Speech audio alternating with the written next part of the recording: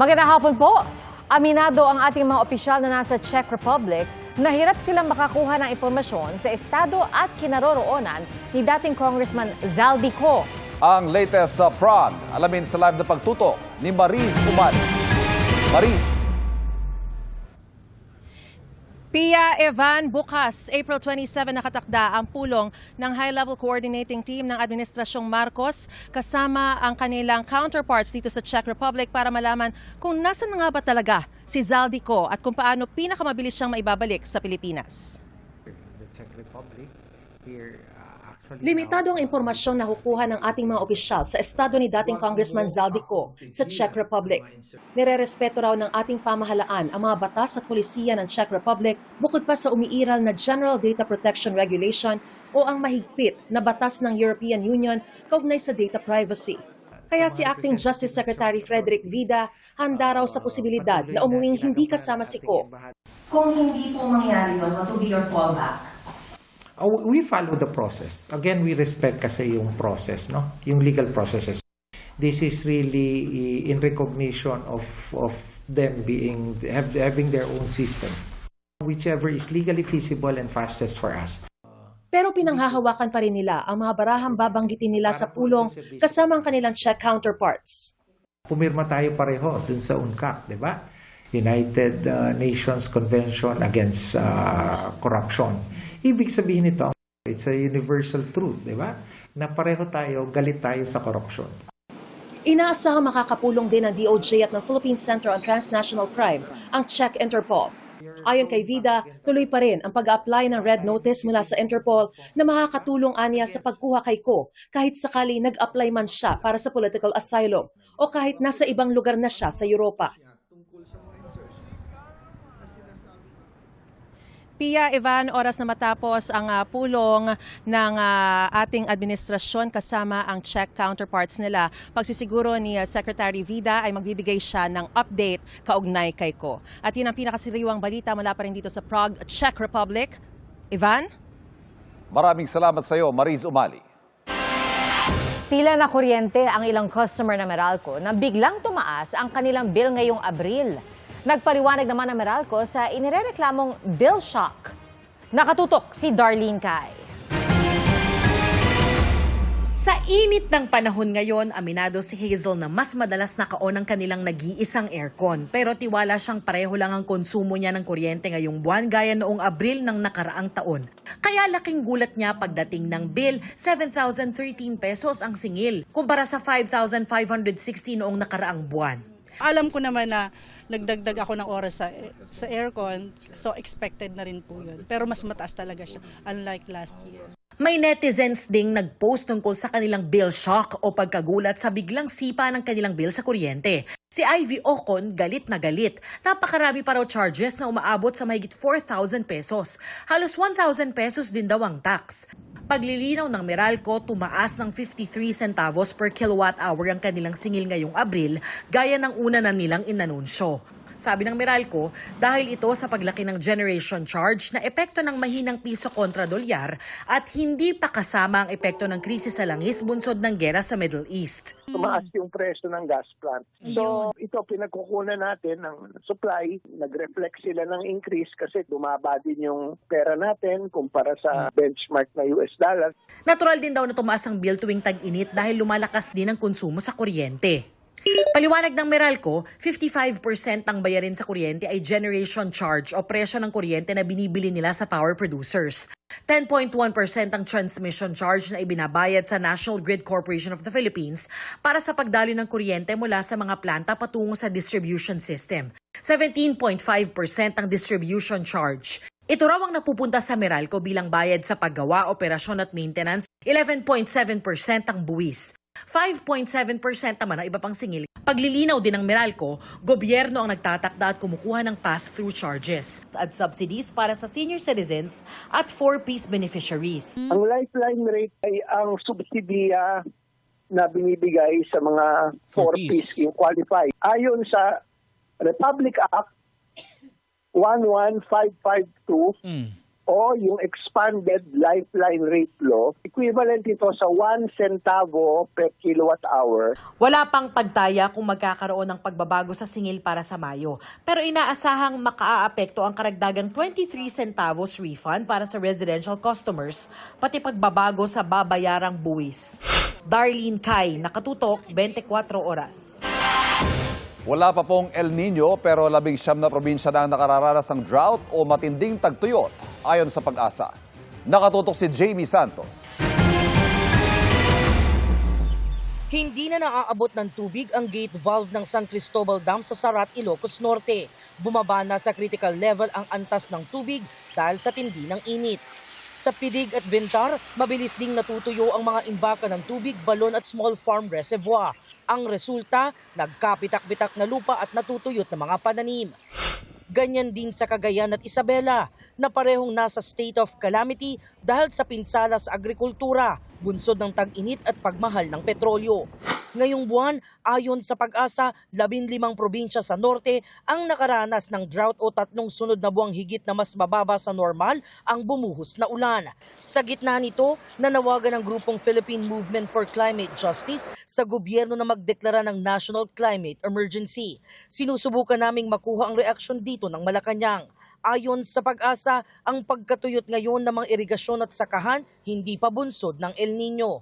Nasa hot dry season pa po tayo. Mababa po talaga yung possibility ng mga pag-ulan or wala pong pag-ulan at all. Meron na tayong 79% chance na magkaroon or mapunta po tayo sa El Nino sa mga susunod po na buwan, most likely by June, July at August.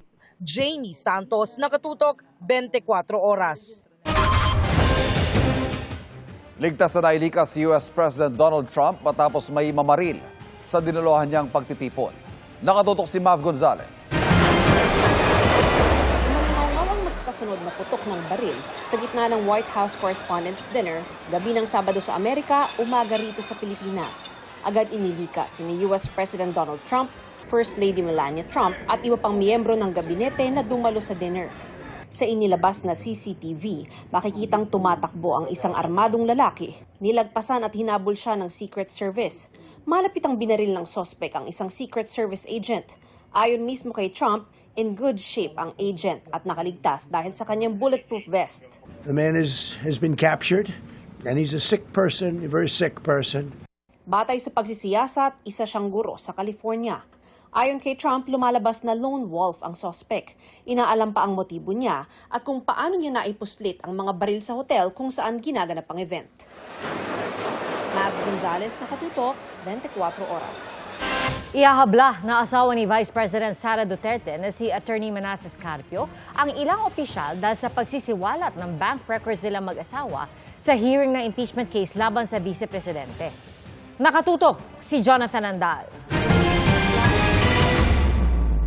Pumapalag ngayon ang asawa ni Vice President Sara Duterte na si Attorney Manasseh Carpio matapos isiwalat sa impeachment hearing noong April 22 na mahigit 6 na bilyong piso ang mga transaksyong dumaan sa bank accounts nilang mag-asawa. Sabi ng Anti-Money Laundering Council, kaduda-duda o masyado yang malaki. Bukas, irereklamo ni Carpio sa Quezon City Prosecutor's Office sina BSP Governor Eli Remolona, AMLAC Executive Director Ronel Buenaventura at House Justice Committee members dahil sa anyay paglabag sa Anti-Money Laundering Act, Bank Secrecy Law at Data Privacy Act. Nagsabuatan aniya ang mga ito para illegal na isiwalat ang mga classified confidential banking record nilang mag-asawa. Absolute at walang exception aniya ang pagbabawal sa paglalabas ng bank records na nakuha ng AMLAC. Buwelta ni Congresswoman Leila de Lima, wala silang nilalabag na batas dahil hindi anya saklaw ng mga pagbabawal ang impeachment proceedings. Tanging mga opisyal at empleyado ng mga bangko raw ang pinagbabawalang magsiwalat ng bank records. Punto naman ni Akbayan Representative Percy Sendanya, exempted ang impeachment hearing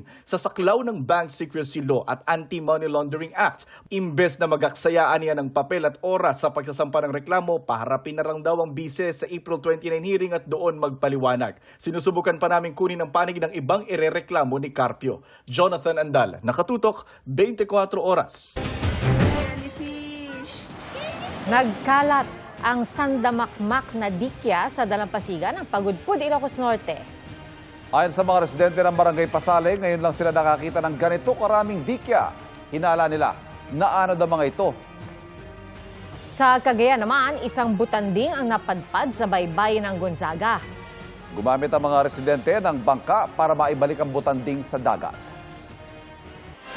Umani po ng mga parangal ang ilang programa at personalidad ng GMA Network sa 20th Gandingan Awards sa University of the Philippines, Los Baños. Kinilala bilang Best TV Program Host si Balitang Hali News Anchor Rafi Tima. Most development-oriented news story naman ang inawat sa saksi para sa ulat tungkol sa problema sa basura. At nakuha ng DigiDocu ang pagkilala bilang Most Development-Oriented Science and Technology Program. Ginawaran din ng parangal ang kapuso mo Jessica Soho, GMA Public Affairs documentary na Broken Roads and Broken Promises, hosted by Dingdong Dantes. At ang agripreneur, gayon din ang episode 5 ng Sangre. Closet sale ni Heart Evangelista at bonding with fans with Sofia Pablo. Quick sikan tayo with Athena Imperial. Huwag kang titingin star na si Sofia Pablo kasamang nakipagtakutan with fans sa special block screening ng kanyang pelikula. Super thankful na patuloy na may mga sumusuporta sa Huwag Kang Titingin. And ngayon, block screening with the supporters. Closet party ni Heart Evangelista, dinagsa ng mga kaibigan at fans, isa sa mga inabangan ng designer items na ibinenta ni Heart. Thank you, sir. Sobrang hirap mag-let go. Ako talaga, I'm very sentimental. But kung mabibigyan siya ng happiness para sa ibang tao, go for it. Michelle D. inilabas ang music video para sa latest single na Makatanong. Dumalo rin si MMD ngayong araw sa isang Autism Walk advocacy event na nananawagan ng mas maayos na serbisyo para sa mga people with autism. Athena Imperial updated sa Showbiz Happenings. Iniimbestigahan ng Commission on Human Rights ang pagkamatay ng 19 na individual sa engkwentro ng militar at NPA sa Negros Occidental. Kabilang sa mga nasawi ang 2 Filipino-Americans. Mula sa Quezon City, nakatutok live si Rafi Tima. Rafi. Ivan, isang candlelighting ceremony nga sinasagawa ngayon ng ilang grupo dito sa harap ng oblation dito sa UP Diliman para nga sa mga biktima ng nangyaring enkwentro sa Tuboson, Negros Occidental. Ayon naman sa AFP ay na-turn over na yung lahat ng 19 na labi ng mga nasawi sa naturang enkwentro. Maririnig sa video ito ang matinding putukan na ayon sa Philippine Army ay engkwentro sa pagitan ng mga tropa ng Philippine Army at elemento ng New People's Army sa Barangay Salamanca, bayan ng Tubosa sa Negros Occidental noong April 19. Ayon sa Philippine Army, isang sundalo ang nasugatan. 19 ang nasawi sa panig ng mga umani rebelde. Kabilang ang kanila umunong leader na si alias Jong na may 1 milyong pisong patong sa ulo. Kabilang sa mga nasawi ang 2 Filipino-American, sina Lyle Prejoles at Kai Dana Renesorem. Ayon sa Philippine Army, mismong kaanak daw nila ang nagkumpirma ng kanilang pagkakakilanlan. Sabi ng bagong alyansa Makabayan USA, may dugong Pinoy si Lyle at isa umanong human rights advocate mula sa California sa Amerika. Nasa Negros Island daw siya para personal na saksihan ang hirap na dinaranas ng mga komunidad doon. Sabi ng Philippine Army, may mga ebidensya silang magpapatunay na armado at nakipagbarilan sa mga sundalo ang mga ito. Nahuli natin dun sa checkpoint. Sila rin ang nagsasabi na sila kasama mismo dun sa encounter, nakatakas lang sila. And kasama nila ito, yung mga namatay, kasama nila mismo na nakipagbarilan sa ating mga sundalo. Iniimbestigahan na ng AFP kung bakit may mga dayuhang kasama sa enkwentro. Gate ng grupong karapatan, hindi combatants ang 2 Filipino-American, community journalist na si RJ Ledesma, UP student na si Alisa Alano, at 2 iba pang tinukoy nilang kabilang sa mga nasawi. Panawagan ng grupo, magkaroon ng isang independent investigation. May paniniwala po kami batay dun sa aming mga ulat na nakakuha sa Negros na ito ay isang massacre. Bukas daw ang AFP sa naturang investigasyon. Dahil very confident and assured na yung ating mga kasunduluhan followed the international humanitarian law, and as well we respected the rights of every Filipino people. So, and we follow the rules of engagement. Bakit kasama ng NPA? Whether or not na NPA yun, nandun sa enkwentro, you shouldn't be there. in the first place. Sabi ni AFP Chief of Staff General Romeo Browner Jr., pinaigting nila ang kanilang operasyon laban sa NPA. Ang Commission on Human Rights nababahala raw sa nangyari. Gumugulong na raw ang sarili nilang investigasyon. Hustisya at isang patas na investigasyon ang panawagan ngayon ng grupo dito sa UP para sa tinatawag nila ngayong Negros 19. Gigit ng grupong ito ay hindi mga combatants ang kanilang mga dating kasamahan at tumutulong lang sa kanilang mga magsasaka sa Negros. Yan ang latest mula dito sa UP. Ivan? Maraming salamat, Rafi Tima. Travel in this economy? Para po sa mga naniniwalang travel is life, kaya pa ba yan ngayong mahal ang petrolyo at mga bayarin? Pinusuhan po yan sa pagtutok ni Dano Tingkungko. Bakasyon season na. Pero dahil mahal na ang pamasahe, paano na ang travel goals mo? Ang tanong natin dun sa iba, yung mga biyahe na palabas ng Metro Manila papunta sa ibang destinasyon, sa probinsya man o sa ibang bansa, itutuloy mo pa ba? O itutuloy mo pa rin pero meron kang tatanggalin na gastos? Wala pa kami mga planong ganun as of now. Taga Visayas po talaga ako. So, kami. So, sana po magpa-plan din ako to go home. Ayun, cancel muna. And then, doon na lang po uwi. Sa pinaka-importanting celebration na lang siguro, ganun. Like Christmas or New Year. Wala naman po akong future travels. Bakit? Pero, wala pa. Hindi pa kaya ng budget eh. Kahit ang ilang netizen nagsabing hindi na raw talaga kaya. Papasok at pauwi na lang mula sa trabaho ang travel nila. Ramdam ng Philippine Travel Agencies Association ang paghina ng travel ngayon lalo na sa flights. Wala kami gaano halos inquiries. Yung sa fuel crisis naman, sa domestic, yung dati mong binabayad na 300 na fuel surcharge, now na umabot na siya sa 1,600. International destinations naman, almost 16,000 pesos sa fuel surcharge pa lang. Ayon sa PTAA, sa gitna ng gulo sa Middle East, may ilang destinasyon na patok tulad ng China, Australia at New Zealand. Pero hindi pa rin kampante ang PTAA. Kahit mag-ceasefire siya or matapos, even na matapos yung sitwasyon sa Middle East, hindi mo naman agad-agad mababalik sa normal yung presyo ng langis. It will take some more, maybe few months. Sa kabila ng mahal na pamasahe, may ilang tuloy pa rin ang larga.